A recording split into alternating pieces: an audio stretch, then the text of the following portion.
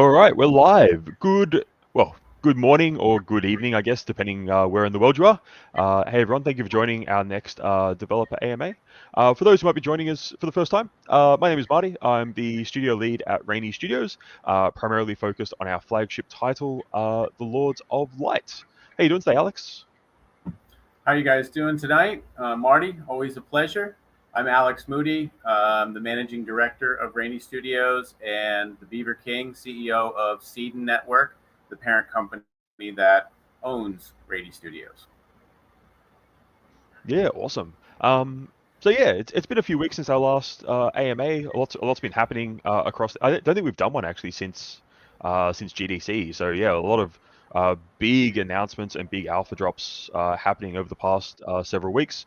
And obviously, yeah, this is a really exciting time for the studio. We're leading into the launch of Legacy, the probably the biggest, most ambitious new set release in the history of RT LoL. A lot of new cards, a lot of new mechanics, a lot of stuff in there that's going to shake up the meta and really just add some spice into the game. And yeah, I mean, plenty of other things that are going on in the background there as well, which I'm sure Alex, I'm sure we'll touch on over the course of the AMA. Yeah, Some of which I think we're talking about, some of which we're going to maybe hint at a little bit. Don't want to give too much away, but yeah, a lot of interesting stuff going on. yeah, for sure. I think the most important thing when we talk about legacy is to talk about where it came from. I think that's the most important part of legacy, and I think it's right there in the name. When Seedon acquired Rainy Studios, that was a quarter 4 of last year. We took over. We came in. There was this amazing game, this great team. There was a vibrant community. A bit downtrodden by a few years of hard times. Some delays in like implementation of rewards and the RST token gameplay, play and earn hadn't been fully implemented. It was like everything was just like kind of like lagging there, and we came in and that was our top priority, is to get everything in place. And I think that we've done an incredible job. Marty, you've led the team to integrate the play and earn mechanics. You've led the team to being able to complete the localization, and most recently the mobile port, which ultimately we're still nearly there with iOS, but that is an Apple issue, not a Rainy Studios issue. This massive accomplishments have happened from the moment we've taken over until now. But in that process, we've also looked at all the baggage that clung to Rainy Studios as a result of it having gone through the metamorphosis of being a meme coin. Many years ago, it was a unicorn themed meme coin, and then the previous founders, through their love of TCGs and a desire to kind of legitimize the brand, began what later became Rainy Studios and the Lords of Light, and they did an incredible job, primarily with Marty, with your and the team's leadership and skills there. But what happened as a result of those years of kind of iterating upon ideas of going from a meme coin to a game, and then all of the various things in between. There was an NFT art platform, and there were mythic shards. And by the time I took over and I was doing due diligence, I took a look at kind of the breadth of Rainy Studios and all of these reward programs and everything, and there was a lot of baggage. There was a lot of things that didn't serve the brand or the company, including dozens of different rewards that hadn't even been implemented or issued out. And so one of our top priorities when we took over the company was to make good on all of the legacy programs that had been promised in the past. And so what we needed to do, and what I tasked Marty and the team with, was make me an expansion. We don't just want to give another nonsensical reward to the community to kind of pay back nonsensical rewards from the past that don't serve the game, that don't serve the company or the ecosystem, and ultimately that don't benefit the player base. And so what we did was I tasked the team. I said, make me a card set, a couple of cards, and what I said was a couple of cards that we can use to to airdrop a reward that's really meaningful and valuable to the people who have earned it. And that was originally, honestly, this originated out of a conversation that in the Rainy chat, where I believe it was George was saying that he had spent some money on these NFTs and art, and you had to collect so many by such a date, and then you'd get these mythic shards, and the mythic shards could be then used to multiply your bells and whistles and mystic bananas and who the fuck knows. So anyway, it was just so bewildering to me that this whole convoluted concept, and ultimately the teams buckled down, and what we've done was created, well, Marty's leadership in designing it created one of the most spectacular expansions that Rainy Studios has ever done. And the core of it is to pay that benefit and close out all of that past and all that baggage, so that the studio and the game makes sense in the context of its rewards programs and its player base. And so legacy is a taking care of these legacy programs. It is a hat tip to the legacy of the studio, to key people that have been here through the studio period of time, and it's also a look to the future. And I think one of the other things, Marty, that has come up a lot, I think it's probably the most common complaint from the community that we've been hearing over the last few months, especially since the blue deck nerf, is the meta's stale. I'm bored. Everybody plays the same deck. Everybody, all roads lead to the same, result. And so what I want you to do is to tell us why these 36 cards, these new 7 mythics, and across all colors, why it's so important, and what kind of a shakeup is about to happen in the meta for the Lords of Light. Yeah, absolutely. And it's really interesting that we're talking about the meta, and we're talking specifically about why in Legacy we're dropping 7 mythics. There's a reason why there's 7. There's 7 colors in the Lords of Light. Every color will get its own mythic card for the very first time. Up until now, because we've only ever done smaller sets with 1 or 2 mythic cards, we've made those cards rainbow specifically so that players had the ability to play them in as many different decks as possible. That was always the design goal behind making rainbow mythics. The reality, though, is because obviously a lot of our community are heavily involved in our player rewards program for both play and earn and collect and earn like rewards and incentives, that naturally meant that players were forced to play multicolored decks or rainbow decks to get the full value out of these, out of some of the most iconic cards in the Lords of Light. When you think of the Lords of Light, most players don't think of the commons or the uncommons. They're thinking about Chad and Stacey Rainey. They're thinking about the Quantum Rug. They're thinking about Aurora. They're thinking about when your opponent manages to pull off the 7 deadly sins on turn 4, stuff like that. Like those big iconic cards, which are such an important part of our ecosystem. Obviously, in those mythic slots, other sort of iconic cards they think of. But yeah, as I said, you can't really play them in single color decks. It just doesn't work. So with Legacy, this is the set, because of the way the set was designed and put together, because the set does contain, for the collectible packs, all of the commons and uncommons from both formations and tempests that were never minted before.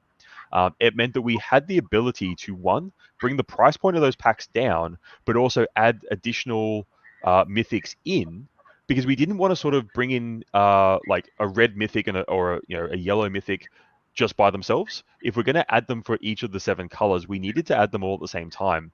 Because if we drop them like 1 or 2 per set, one, it takes like a year to get all of the colors up to that same power level. If we dropped, in Legacy, just say, for example, the red and the blue mythic, we've both revealed them, they're in the AMA. All of a sudden, those two colors see a massive power spike. It destabilizes the secondary market completely for the other 5 colors. So 5/7 of people's collections, drop while we're waiting for those other mythics to sort of come through. So the overall goal was we wanted to, one, introduce the 7 at once so that we sort of are able to keep it as a very stable player base.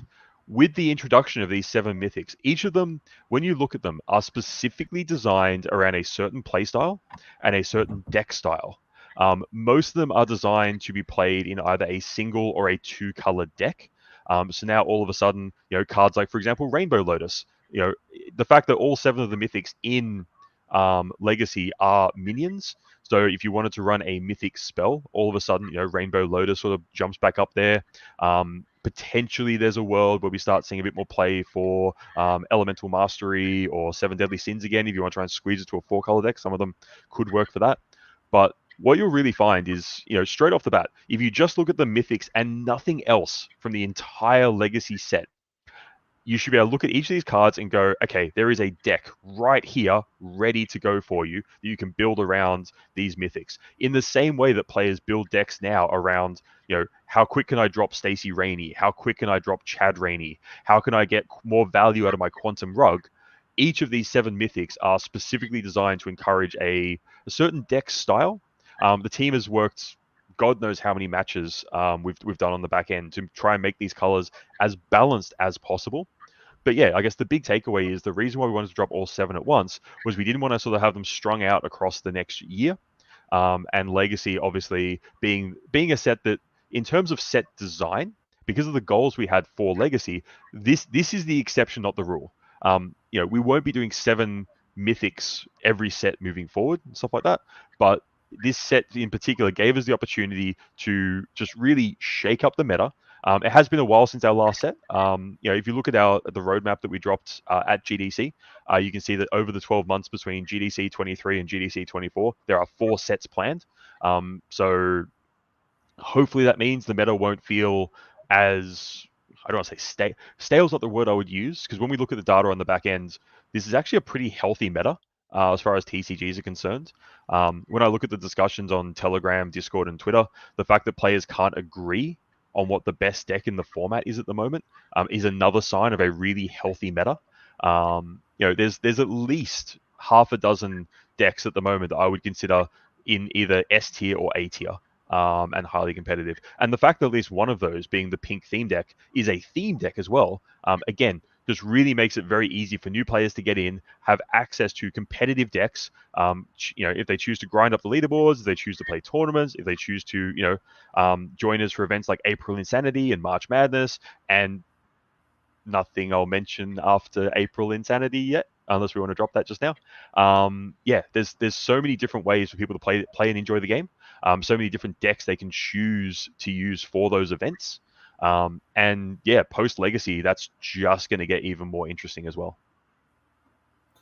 Yeah, absolutely. Well, I think that's I think that's the key, right? Is that at the end of the time, let's just might as well address one of the main FUD points that I've been seeing is there's a lot of people in the chats. Well, when I say a lot of people, there's thousands of players of the game, and there's a handful of people that get upset about any given topic at any given time, and they just tend to be really loud about it.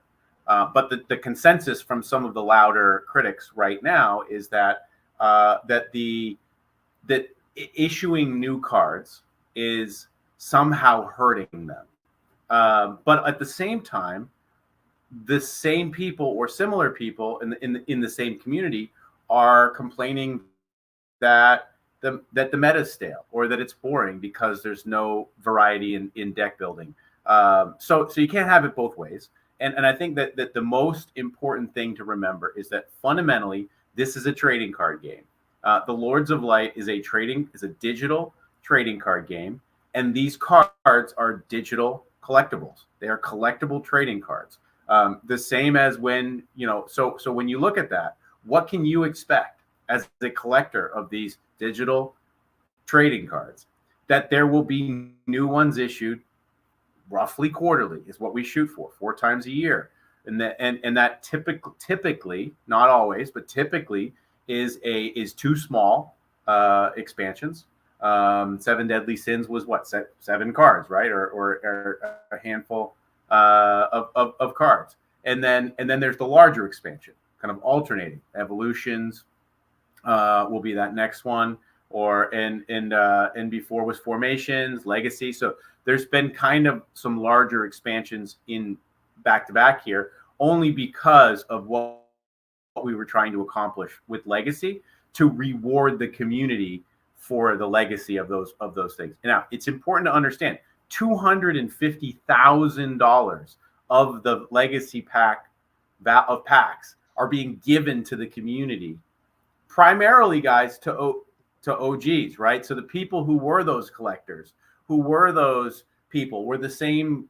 There's quite a bit of overlap in those communities with people who had rainbows, had unicorns, participated in the programs that were impacted by the airdrop for the Legacy holders. So a lot of that value. But yes, at the fundamentally speaking, we are a game company. This is a digital trading card game. This isn't Berkshire Hathaway. So, if you think you're investing in like a value stock, you're not. They're digital collectibles. It's the same thing as if you had bought, what gives Black Lotus? Marty and I were just talking about this. Why is Black Lotus worth $1.8 million from the original Magic the Gathering first edition? Why is the Shivan Dragon so popular? Why is first edition Pokemon card packs, why do they go for $10,000 a piece? Why does Charmander, go for $200,000 or whatever it is? It's because people in the community have assigned a value to it for either its collectability or its strength relative to other cards and its ability to be played in the game. This is the same thing.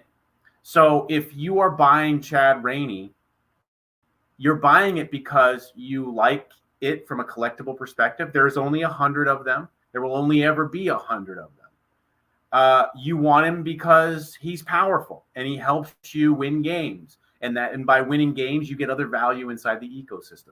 You may want him because he's collectible. There's only 100 of them. You want to own one of the 100 of them because you think, like the Black Lotus card, in the future, it could get more valuable. But again, guys, this is not you can't treat this like you're making like you're investing in like a tech company or something. You're buying digital trading cards, and you should have the same expectations that we're not going to preserve. I've seen some questions about why we're diluting you. That's what we do. That's how a game like this grows and evolves, is by the new expansions. And I will say that by and large, probably 10 or 50 to 1, I'm hearing excitement about Legacy, about everything that's coming, about the new price point. That was another major critical component of Legacy that sets it apart from all the previous expansions and dictates the direction of the future for Raini Studios. This comes back to my belief in the way that trading card games should be, is when you're collecting, you should be ripping packs. That's fun.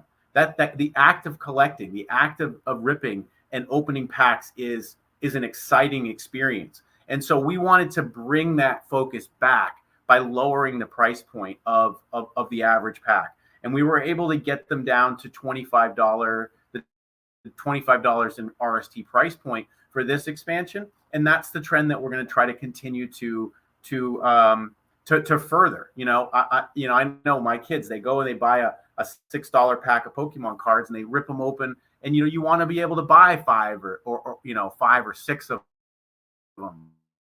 But if they're $100 a piece, who can afford that? But if they're $5 a piece, you can rip them. Or if they're $25 a piece, you can rip a few. And here's the best part, is if you participate in April Insanity or in March Madness or if you get involved in whatever mayhem we come up with next, then you are able to just spend a few hours playing the game, and we're going to give you the tokens that are needed to buy those card packs. It's actually enough. It's translatable that if you participate in a few of the sessions during these bonus tournaments, or if you place on the leaderboard, the 1,000 spot leaderboard, or then you're going to get tokens every month that you can use to purchase these collectibles. So there's absolutely no reason that you should be upset about dilution, because we're giving you the tokens that are needed to buy more packs to increase your collection relative to everyone else. Now, if you're choosing not to use the tokens we're giving you to expand your collection, then that's a choice, and that's something that you have to evaluate on your own. But being upset that we are growing the collection by creating expansions, by growing the meta, by growing the player base, that's not something that we really it's not something we see as being an issue. So if a few people are upset about that, we understand. The reason I wanted to kind of address it is because it's an AMA, and probably half the questions that were submitted revolve around dilution of the collection, and how that's a negative impact to the community, or what have you. And I just want to counter that and say it's not a negative impact, and it is exactly working as intended. I will also like to point out that that over the last over the last 6 months, the token price is up 500%. The volume on the trading cards is up. The NFTs is up exponentially. The base price of the sales prices over the last several months of the digital trading cards are up exponentially.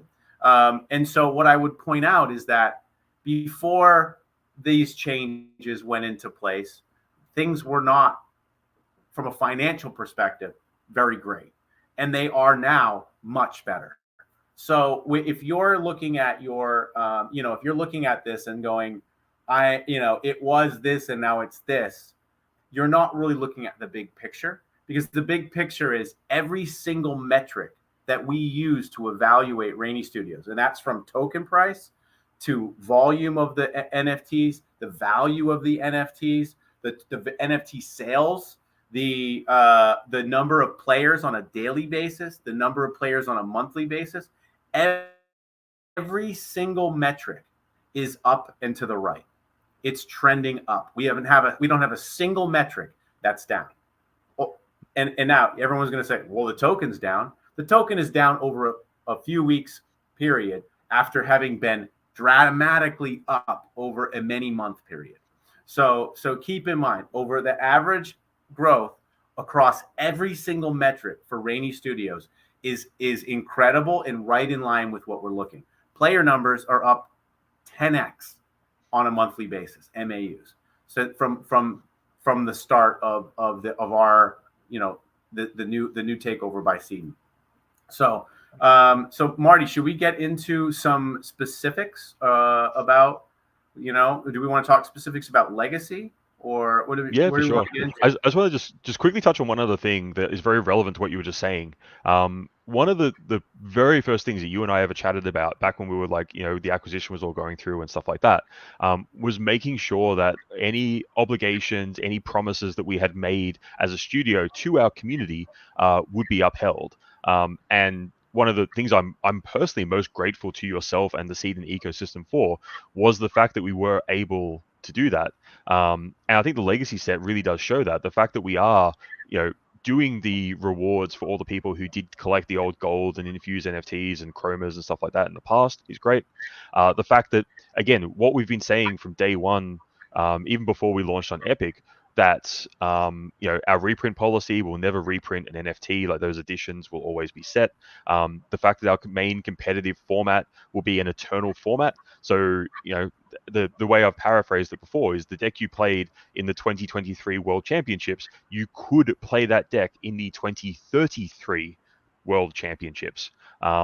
whether or not you choose to. You might want to do different cards, but the fact that you've got that ability to do so, the fact that the fact that the Genesis NFTs will be relevant the whole way through is incredible and is very unique to the Lords of Light compared to other Web3 TCGs, but definitely compared to any real world like TCGs, like Magic the Gathering as an example, where they have their standard format.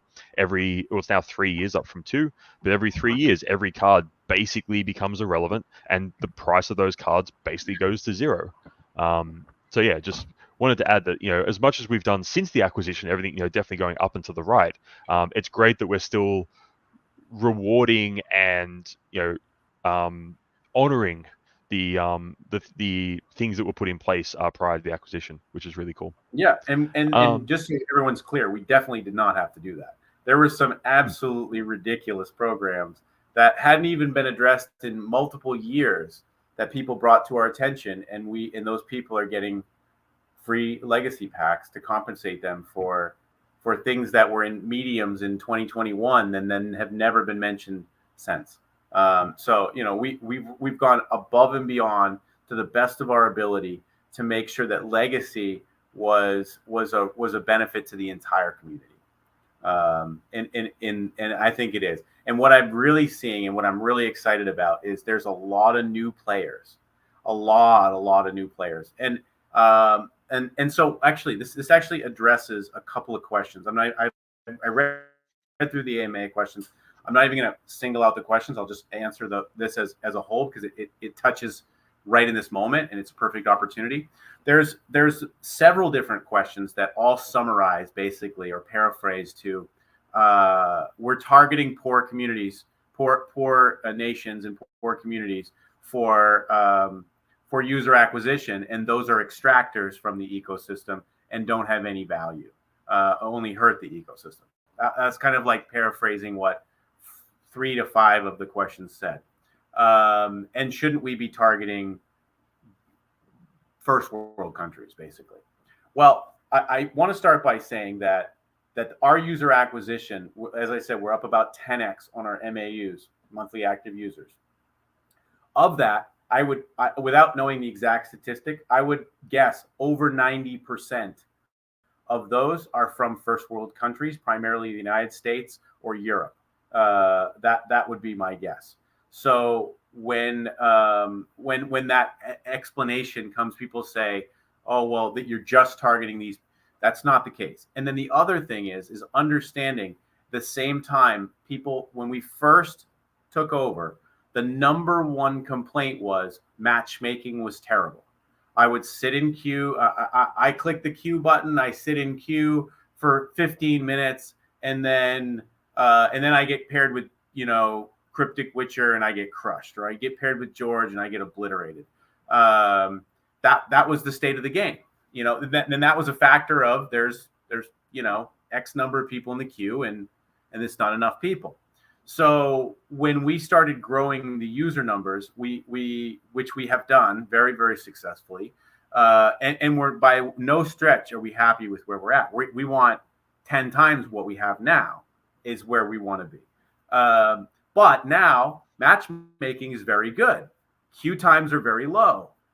During we actually break global server architecture during our tournament events. Like, we have a huge player base now, and what that does is it creates a good gaming experience. So someone is not there's no value proposition you assign to one individual over another or one geography over another when the quality of the game requires users who queue and therefore and play a match that are not bots, that are real authentic users. When you deliver that, you deliver a valuable game, which makes those valuable users, whether or not they play to earn or they spend in the ecosystem. And the thing is that people are automatically assuming that people don't spend in the ecosystem what they earn. And ultimately, that's the point of the RST token, is you play the game, you're rewarded that token in the game, and then you spend that token to get more stuff inside the ecosystem. And so it works the way it's meant to work. and we're gaining users, but we're gaining many, many, many users in first world countries, English speaking countries. Not that we don't have a preference as a company. We're targeting user acquisition in specific geographies because it's a very easy user acquisition mechanism, and it will grow our company and it will benefit everybody in the ecosystem.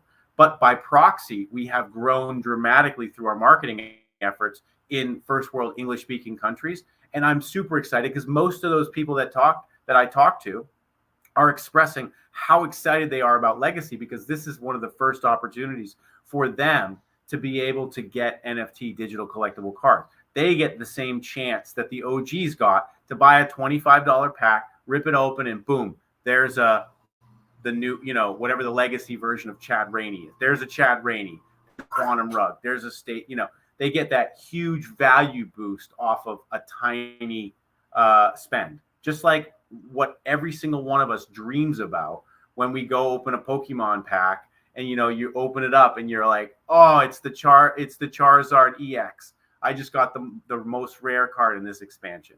And just that feeling, that hunt for that's what we bring, and that's what people are excited about. So Marty, what do you have for details for us?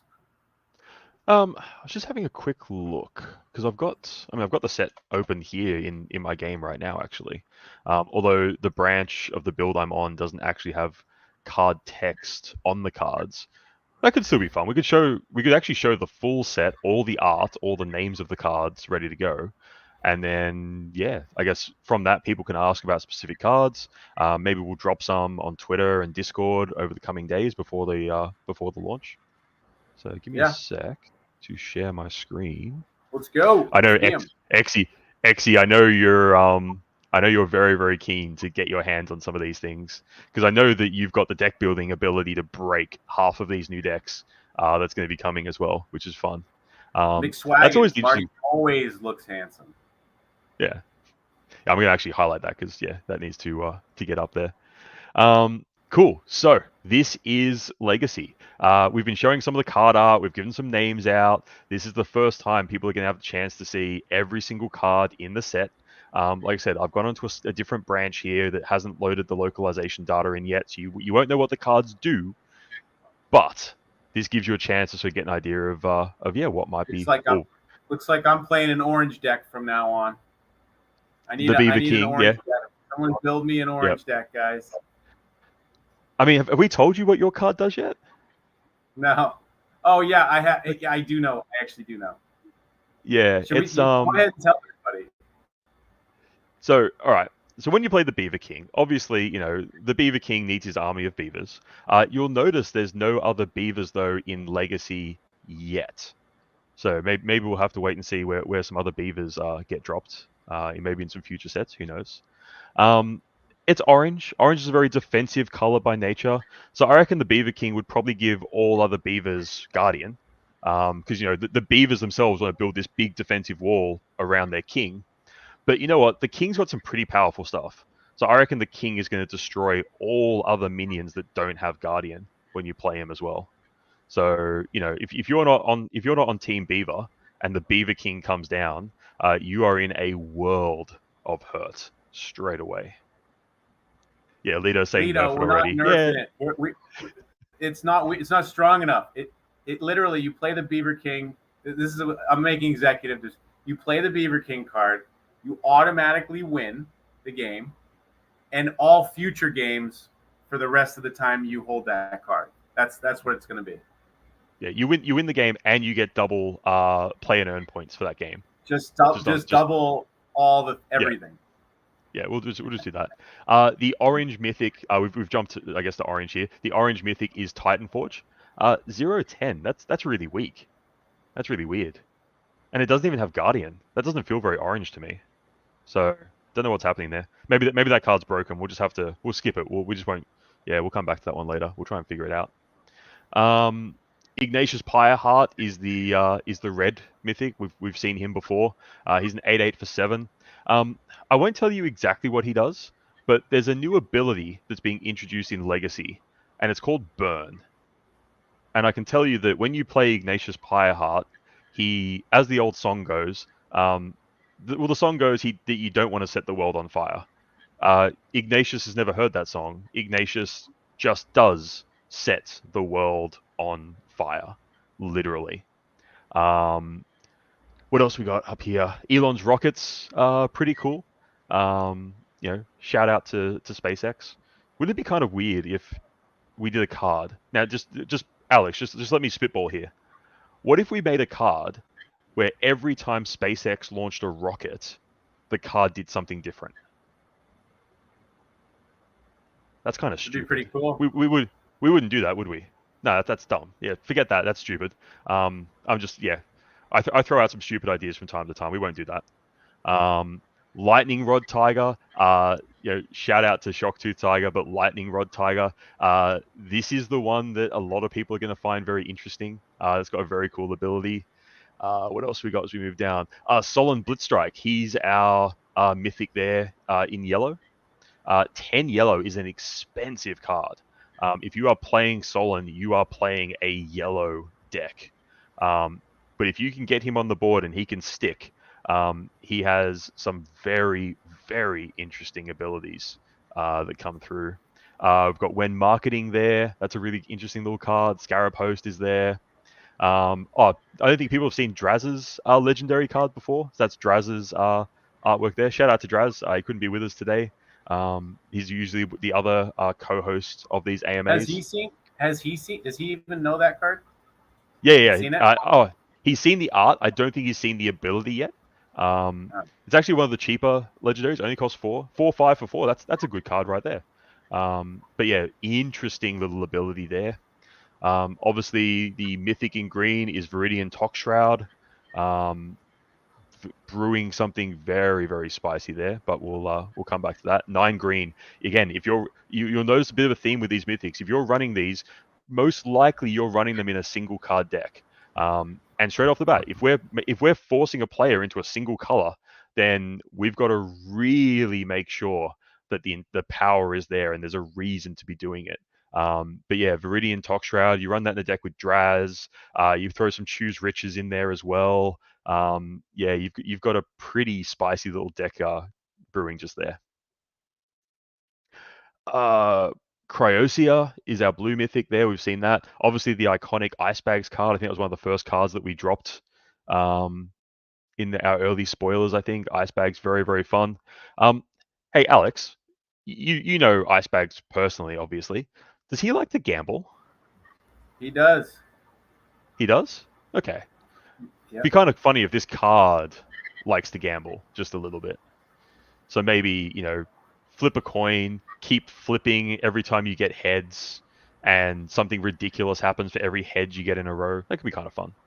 So we'll see about that one. Club Penguin, shout out to one of the OG online games. Had to get a little reference in there, obviously. What else we got? The purple mythic is Mimic. We actually dropped this art recently, I think it was. We dropped it in the last couple of days, I think.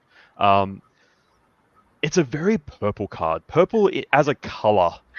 Purple is all about manipulating the game. Purple is all about just making things feel a bit weird and banishing, not bouncing, and just doing a lot of weirdness. Mimic embodies that absolutely. So yeah, there's some very interesting things that are going on there. Metahuman is a fun little card there. There's a new mechanic that's in purple specifically in this set.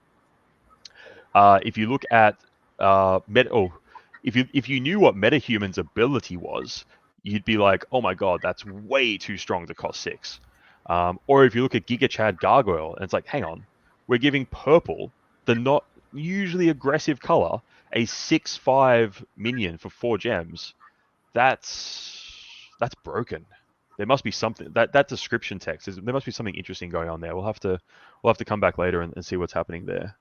So, what else we got? Serenia Lightguard, pretty cool. That's our mythic, obviously in pink. Seb Bank, obviously the legendary, very iconic there as well. Pink.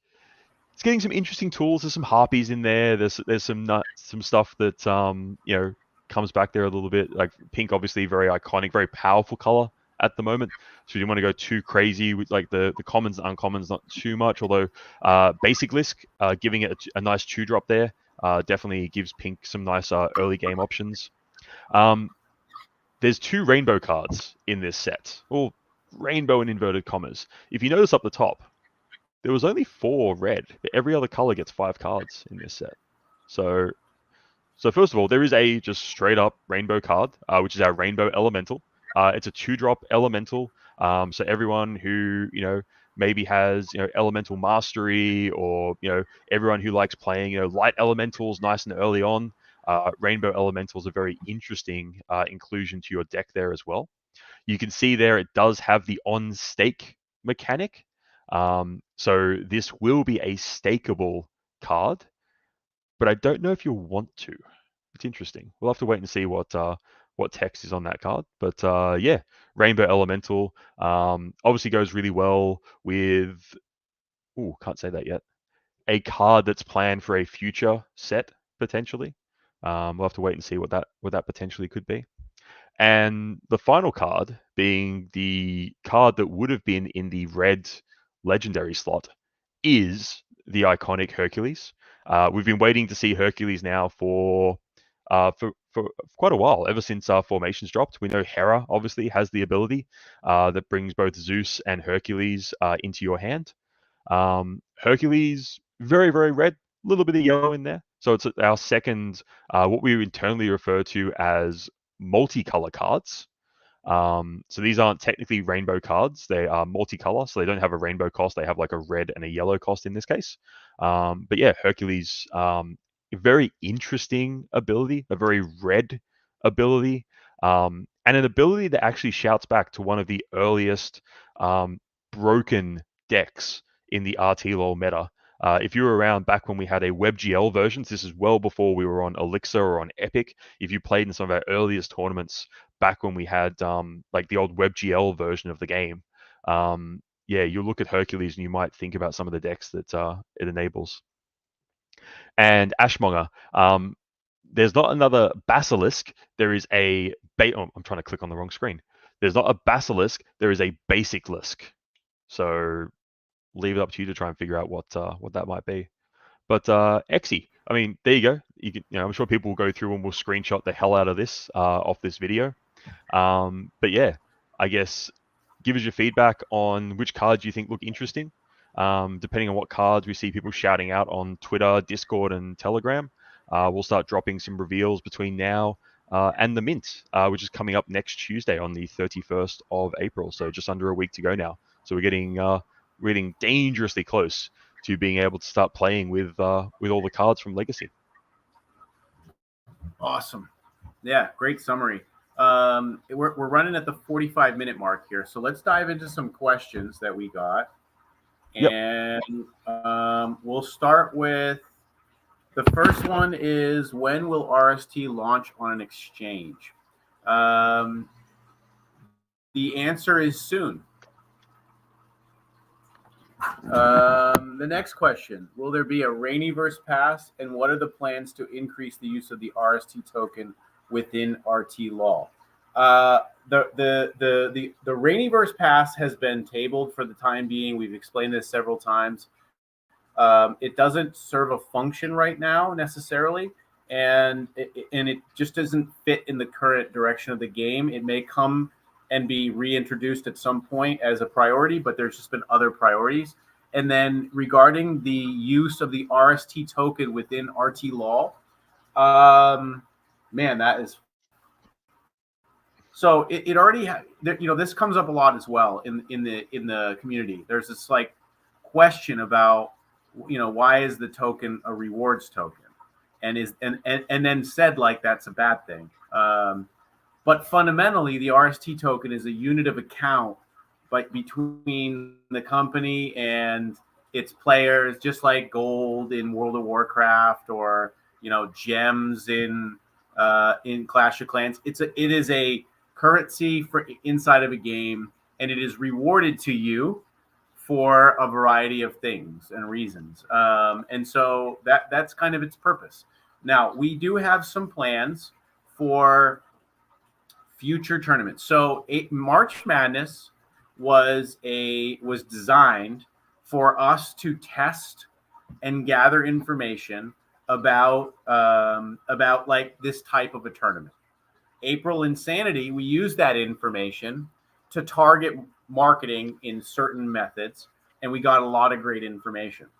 And then we're using the framework of the model of March Madness and April Insanity, and we're building out future tournaments with individual communities within the ecosystem in mind.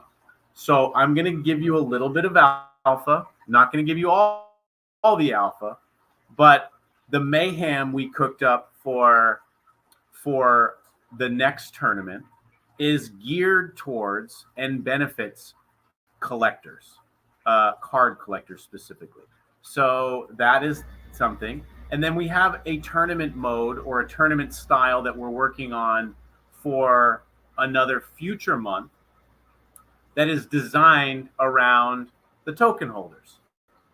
So I'm not going to give any more details, but know that we do look at individual stakeholders inside the ecosystem, and we're trying to find very creative ways of building tournaments and gameplay around each of those stakeholders. Now, if you want us to say, how are we going to make the token more valuable?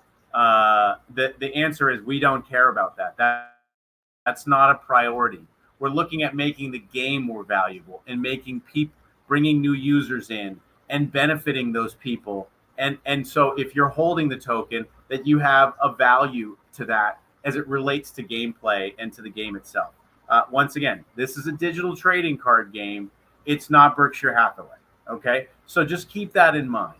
But we are looking at ways of saying, the collectors only tournaments or tournament ecosystem events that specifically benefit the card holder over the the NFT card holder over the non-NFT card holder. And then, like I said, tournaments that specifically benefit token holders, things like that. So we're looking at those things. So there's somebody that going crazy. No offense, you're going a little out of. You've been very aggressive in the chat. So I'll go ahead and answer your question. P2E. There is logic in all of your actions, but here I don't see it. You want people to buy NFT cards, but why do the P2E is dead? C2E will get cut and dead a lot. That's not English. I can't answer you there, buddy. So I'll scroll up and try to answer some of the other ones. But yeah, you're gonna have to, if you want to phrase a sentence, please phrase the sentence in a way that we can read the sentence.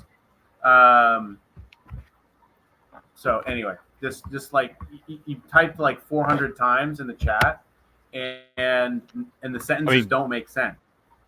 I mean, generally speaking, I'd be interested to know how Play and Earn and Collect and Earn is dead when we actually just announced that we've paid out over $500,000 in value, so far this year, and we're barely a third of the way into the year, and especially when we calculated that number, that was based at the current token price as well. Like I said, there's a lot of incentives between Play and Earn, Collect and Earn, leaderboards, tournaments, March Madness, April Insanity, upcoming World Championships, upcoming Mayhem, upcoming other promotions, a lot of which are you either need NFT cards to access, or there is literally a 10x multiplier if you have access to the NFT cards. Like, yeah, sure. Can you grind Play and Earn now with free-to-play decks? Absolutely. But you would have to grind 10 games. So, if we say a game takes 20 minutes, that's, for every over 3 hours that you grind as a free-to-play player, you could have done that in 20 minutes as a NFT holder. So holding one NFT, not a whole deck, one NFT. So anyway, the thing is like the argument that we've broken PTE or all of these things is totally not supported by any fact whatsoever. It's completely driven by emotion of a very small number of people in the community who are upset about whatever. but it is not based in any fact or any metric that actually exists within the game or within the community. So just so everybody understands that. I mean, somebody's really talking about. Okay, so now people are saying that anyway. I don't really want to get into it. You guys are basing this on the same exact people who have been criticizing us for diluting the rewards that you're earning are the same people who are complaining that there weren't enough players 5 months ago. So we brought in more players, and now you're upset that there's too many players diluting the rewards. That's just silly, guys. So, I mean, if you make silly arguments, we're gonna, there's really just no way we can work out we can't, you can't have it both ways. Okay, so are there any plans to make a marketplace for NFTs using the RST token? And then I see that the same question just popped up in the chat. So Bert Dog, we don't have control of that. We've actually requested for this. We're working on it. It's not something that we actually it's not something that we really can do anything about. We're working. We're not going to build our own marketplace, but we're working with the people who have the marketplace to try to get that. So Exy, you're saying that the cards have gotten a lot cheaper since February Madness. There was no February Madness. That was in March, and I think you need to have a longer time horizon. So when you look at what is the difference between the state of the card market today and the state of the card market in November of last year, where has it been over the trend of a 6-month period? And I think over that period of time, all the statistics point to much higher volumes, much higher overall sales price, and there's actually a market where there wasn't before.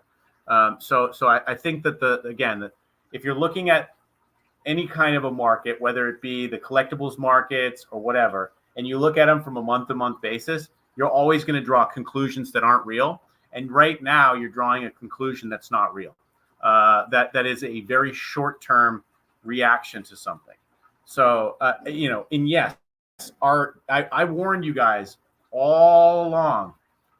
Hey, if you guys understand that the peak, these numbers that George was racking up when there was like 50 people competing for, $100,000 prize, those are going to get diluted. We were clear about that with you, and you should have been obvious to you to begin with, that as we grew a player base, that the rewards we pay out are going to be distributed amongst more people. It's just natural logic. So the next question is, will legacy cards be revealed with stats and card text? We revealed them without, and then over the next few week or so, you'll see more and more. Can you please pin the roadmap that got pinned? Okay, this is another one of them. So what is the team's long-term vision for establishing an NFT loyalty rewards community akin to the success achieved by Pandas? We are not a PFP NFT collection. We are not in real life like party brand. We are a digital trading card game, and we are a game studio. So they're not the same thing, and they're not. There's no correlation between the two. So it's just not possible to answer that question. That question's also about there was a two-part, and it was related to dilution. Like many people have brought up, that legacy dilutes the previous holders. But again, guys, this is a digital trading card game. Every quarter, more cards are going to come out, because that's how the meta evolves, and that's how games like this work. If that's a surprise to you, you could take a look at Hearthstone or Pokemon or Yu-Gi-Oh or Magic the Gathering or any trading card game, whether digital or paper. In the history of digital or paper trading card games, that expansions come out regularly and grow the card base. It will work the same way here. If you don't like that, there's nothing that you might not like this genre of game, because that's how this genre of game works. We got to when marketing again. So naturally, guys, we've been marketing the whole time. Our marketing efforts have been very successful. We have been marketing using KOLs in the marketplace. We've been marketing for user acquisition. Again, users are up 10x. So I I don't know what to tell you. There's even a when marketing card. So when marketing, April 30th, you can get the card. When sex listing came up again. And then this one's really great. This one really amused me when I saw it. We are not seeing any major partnerships after the acquisition. Are there any future plans on partnerships? Guys, I genuinely don't know how you guys are either that short-sighted or completely lack perspective to pay attention to what we're doing. We have had a tournament every other week in partnership or collaboration with some other project or company in the industry. We've probably announced 30 partnerships since the what, Marty, what would you say, 20 partnerships since the acquisition? Maybe not 20 that we've announced, but there's definitely, I mean, there's more than 20 in the pipeline between. But we've announced, like, yeah. I mean, we created yeah, how for many sure. collab cards? Like 10 collab cards, promo cards. Chainzoku's there, Plushy's there, Arcade Machine's there. Yeah, Rocket Monsters. There's been an incredible number of partnerships, guys. So to complain that we're not doing these things is just, I don't know. Lido's sharing some FUD there. If there is a Pornhub partnership in the works, we haven't publicly disclosed that at this stage. That's all we're allowed to legally talk about on this matter. So McSwaggins asks, how many cards do you plan on releasing and how many cards are currently in the game? There's 36 new cards, guys, in Legacy. That information's cleared out there. There's only 36 new cards. You know, it seems like a lot, but I mean, it seems like everyone's saying it's this huge number of cards, but it's just 36 new cards. So and I don't know, based on how many exist in the game now. I mean, there's like just over 200 unique cards within the game, which for most TCGs, that's less than one set. Keeping in mind as well, the bulk of the pack, like there's a lot of packs being released with Legacy, but most of the cards within those packs will be commons and uncommons from Legacy, Formations, and Tempest. Like I said, this is the opportunity for us to have all cards available on chain. So when there are players who want to actually truly own your digital assets, you don't want to have soulbound versions which are tied specifically to an Epic account that you can't do anything with outside of playing the game. This will be the first time in the history of RTLOL where every single card that you could choose to play with outside of base cards is available as a digital collectible. We got this question. If the purpose for having rewards is to extend play to earn, why not take an additional cut from the RST that goes to Raini and put it in the pool? Well, I want to say, guys, when you make statements like that, you're probably forgetting that we took all of the RST, for all of the value of every drop, instead of taking it in Ethereum or USDC or another expendable or tradable token, we changed it to RST so that we didn't get any of the value, and it all went into the token ecosystem. And then we took 40% of that and gave it to the community, of which 30% goes to extend that pool. So when you say, why not take the money that we would give to what that Rainy would get and put it in the pool, we already did that. We already did it. We gave away that's already been done. So once again, guys, you really need to kind of take a look at the ecosystem and the things we've done before you start complaining about what we're doing, when the shit you're complaining about, we already do.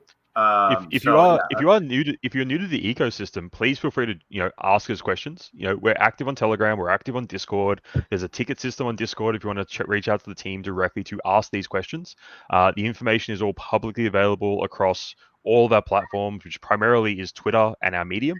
And yeah, like I said, most of these questions are answered in our Mediums on when we drop them, which is for every major announcement of things that we're doing. yeah. I mean, and this is getting a little bit. I mean, I know I'm getting a little frustrated here, and it's because literally the entire AMA question is all, is very critical. And I don't think that the performance of the company or the project or the token price or the NFT values justifies the loud complaints that have been prevalent in this AMA question and answer. So, and as you guys can see, I could have just curated this. I could have just trimmed out all the questions I didn't like, but no, we're going to answer all these questions. And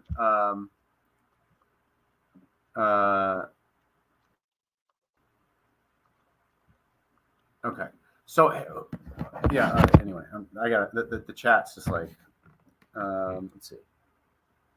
Just, I mean, So whoever this person is clearly hasn't read our Medium on player rewards. There is a big difference between being in the top 20 versus the top 1,000, and there specifically is a reward based on your position on the leaderboard. Outside of that, I would argue that the players who are in the top 20 are playing more games than players in the top 1,000, therefore are earning more rewards from the play and earn pool. They are most likely using more competitive decks, which have a better win rate, which means they will earn more from the play and earn pool. And if they are players who do have access to NFTs, that opens up a whole additional aspect of our player rewards for collect and earn. The fact that I would say most of our players who are in the top 20 on the leaderboard are earning significant rewards compared to those outside of the top 1,000. Again, if you haven't read the Medium, if you haven't actually read about what the player rewards are, we're not going to explain it in depth every single AMA.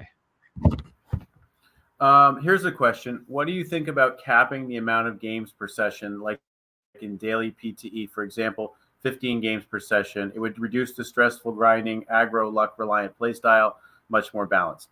Now, I believe we did that, and we have moved in that direction. We have put in place measures in this latest season that put diminishing returns on PTE points. So while we're not going to flat out cap and tell someone that they cannot play more than 15 games, and we do have, it's a halving mechanism, right, Marty? Yeah. So first 25 games you play in a day. I think this person might be asking about like April Insanity session specifically, but for player rewards, you get full rewards for the first 25 games you play in a day, which resets at midnight UTC. You get half rewards for games 26 to 50. And then 0 rewards towards play and earn outside of that. Internally, we refer to that as the George rule, because honestly, we don't want anyone grinding 18 hours a day. It's bad PR for us when one of you idiots has a heart attack, at an internet cafe playing RTLOL. But if you're specifically talking about April Insanity sessions, we've shortened the length of the sessions from 6 hours to 4 hours. And yeah, these are sessions where it is designed for you to grind. These are, and keep in mind, April Insanity, March Madness, whatever is coming up in May, these are on top of all of the existing player rewards that you get. So, we're not removing player rewards and reallocating funds. We are adding extra value each month on top of what you will be getting for the next 10 years through our player rewards program. Here's a good question to complement what we've been saying about the meta and how important legacy is. Meta right now really depends on luck. I barely play games till the end. Most likely my matches are over within 20 cards or less drawn. Are you guys doing a meta check here and there? Are you satisfied with its current state? Just your opinion about this would be interesting to hear. As Marty said, the meta, according to our statistics, is actually not too bad. It's pretty healthy, but the player base complains about it. But once again, introducing 7 new mythics, one for each color, creates an entirely new potential power deck in any color. And then think about what could potentially happen with 2-color decks, or once more rainbow decks that utilize these new the meta in a month is going to look dramatically different than the meta does today, simply because of the variety that exists in the card base right now, and how big of an expansion that that legacy represents. But even if we're just looking we got at a question. Oh, Yeah, go ahead. I was just gonna Go say, ahead. because you're about to talk about this question about the win rates and stuff. That one. No, I was going to add the other game, one above it, the other games and stuff. Oh, okay, cool. Yeah, I'll touch on this one because it's related to the meta. So keep in mind, the team ourselves, we test the meta internally. Keeping in mind, we also test what we call the Future League and the Future League. So we test with the future sets in there as well. Because it's great for us to know where the current meta is, but from a design perspective, it's better for us to be testing where we're at with Legacy, with Evolutions, with Ruination, stuff like that. Generally speaking, what I consider to be a healthy meta is that there is no one overpowered deck. If we're in a world where every single player, even if it's not the case in data, but if every player believes that a single specific deck, for example, Greed for a while there, is the overpowered deck, that's not a healthy meta. Because then you end up in basically a A/B situation where you're either playing Greed or you're playing a deck specifically designed to counter that one deck. Can be viable. If you played Magic back in the summer of '96, around when the Croppertons Whirling Dervish decks were the meta, you remember what that's like. I'm showing my age here a little bit when it comes to TCGs. But outside of that, if you look at a healthy meta, at the moment, there's at least half a dozen decks we see with a 50% plus win rate across the board. Whether that's there's pink, there's green, there's blue, there's rainbow, there's 4-color control. There's a variety of decks at the moment that are up there. Interestingly, keep in mind as well, when we're looking at the meta, we also break up what we're looking at based on how many games a player has played and the MMR of the match being played. You'd be amazed the different decks that you see for the players who are at, say, 1600 MMR compared to 800 MMR. The games are very different, the decks are very different, and there are decks, for players maybe around that, around the 1,000 player mark, around that, 1,000 MMR sort of thing. There are decks which are very viable and quite good meta decks there, which that group of players probably thinks is overpowered. That as you move up the leaderboard, if you took that deck into a top 200, you would get absolutely like swamped and killed. So yeah, we do look at the meta. As I said, the meta at the moment is in a relatively healthy place. It can always be better. And yeah, from everything we've tested, from everything we've designed, Legacy is going to definitely shake up the meta in a complementary way. It's not going to replace existing decks. If you like playing pink aggro, well, guess what? You're getting some new tools to play with. And pink aggro is going to be a thing post Legacy. But if you like playing, I don't want to specifically name decks, but if you like playing, a poison deck as an example, or a venom deck, I should say, as an example, well, guess what? Venom is an A tier deck post Legacy. There are specific tools we've added to make that happen. Will Beaver decks be A tier after Legacy? No. There's no other Beavers outside of the Beaver King. But then you have to ask yourself, what is a Beaver deck going to look like post Evolutions, post Ruination? So yeah, in the same way that when we dropped Hera, we were hinting at cards that would come down the road. The Beaver King is another example of that, where we've dropped a card going like, hey, this will be a thing if you're willing to wait for it. So awesome. So it's getting a little bit late for me. So I just want to answer one last question. I think it'll be a good one to wrap up on. Any news or updates on other games from the studio? Well, things are progressing really well with Lucha Throwdown, which is the second game coming from the Raini Studios. Game 3, we will have announcements on soon. So I think in the next few weeks ish, maybe a little bit longer, depending on a number of factors, we could get some really good info on that to start giving you guys a sense of what's coming. So that's pretty much it. If there's any last minute questions, feel free to ask. Otherwise, we'll wrap up and I'll go to bed. Probably actually one bit of news that I can't see a reason why I wouldn't announce it. With Lucha Throwdown is the fact that we've actually just signed several new developers to the team to work on that specifically. So, Yeah. I mean, it's something that's if you follow the games industry in general, the last 6 months have been very rough for a lot of studios. There's been literally tens of thousands of layoffs. There's been studio closures, game cancellations, stuff like that. We are in a very fortunate and blessed position to be in the opposite of that, where not only are we, announcing new projects, new games such as Lucha Throwdown, such as Game 3, stuff like that.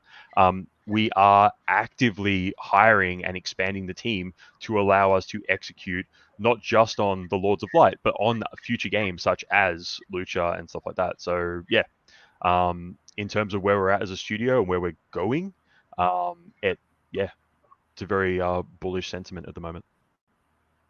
Definitely. All right. Great. Well, thank you everybody for your questions, even the hostile ones. We do listen to you guys. I will say I mock you just as often as I listen, but that's okay. If you tell us that you want more players and then you complain about more players diluting your rewards, then expect to be mocked. But if you have some constructive issues and you have some suggestions and things that we can improve on, we're listening. So yeah, just definitely appreciate everybody. Cool. Well, yeah, like I said, big week coming up ahead. Obviously, Legacy dropping. There'll be a lot of reveals coming up on all of our platforms. Make sure you're following us on Twitter, Discord, Telegram, OnlyFans, all that sort of stuff. And yeah, make sure you're ready to go for the Legacy launch coming up next week. Awesome. Cool. Have a great day, everyone, and we'll catch you around the Rainiverse. Have a good one.